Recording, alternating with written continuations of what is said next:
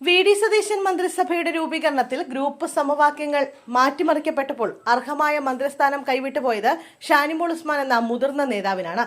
ഷാനിയെ മന്ത്രിസഭയിലെത്തിക്കാൻ VD. Satheesan ശക്തമായി വാദിച്ചെങ്കിലും അത് നടപ്പായില്ല. തൽക്കാലം ഡെപ്യൂട്ടി സ്പീക്കർ പദവി കൊണ്ട് ഷാനിമോൾക്ക് തൃപ്തിപ്പെടേണ്ടി വന്നു.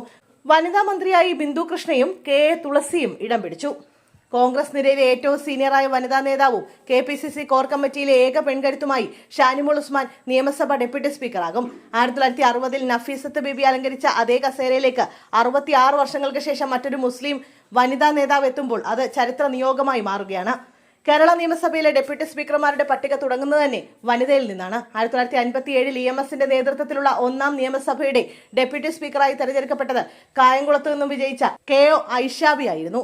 ശങ്കരനാരായണൻ തമ്പിയായിരുന്നു നിയമസഭയുടെ പ്രഥമ സ്പീക്കർ.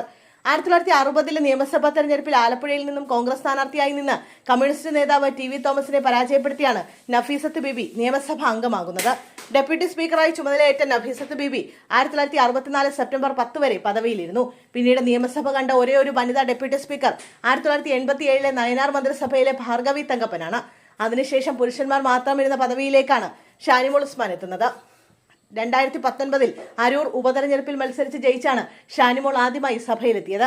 2011-ലും 2016-ലും പെരുമ്പാവൂരിലും ഒറ്റപ്പാലത്തും പരാജയപ്പെട്ടിരുന്നു.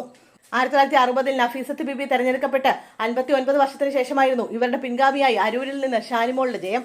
അരൂരിൽ നിന്ന് ഇത്തവണ 9324 വോട്ടിന്റെ ഭൂരിപക്ഷത്തിലാണ് ഷാനിമോൾ വിജയിച്ചത്. സിറ്റിംഗ് MLA ആയിരുന്ന ദലീമിയാണ് പരാജയപ്പെടുത്തിയത്. സതീശൻ മന്ത്രിസഭയിൽ ഷാനിമോൾക്ക് മന്ത്രിസ്ഥാനം ലഭിക്കുമെന്ന് ഉറപ്പിച്ചിരുന്നതാണ്. AICC സെക്രട്ടറി എന്ന നിലയിലും KPCCയിലെ നിർണായക ശക്തി എന്ന നിലയിലും ഷാനിമോൾക്ക് മുൻഗണന ഉണ്ടായിരുന്നു. എന്നാൽ I ഗ്രൂപ്പിലെയും KC വേണുഗോപാൽ പക്ഷത്തെയും പുരുഷ കേസരികൾ മന്ത്രിസ്ഥാനത്തിനായി പിടിമുറുക്കിയതോടെ ഷാനിമോൾ തഴയപ്പെട്ടു.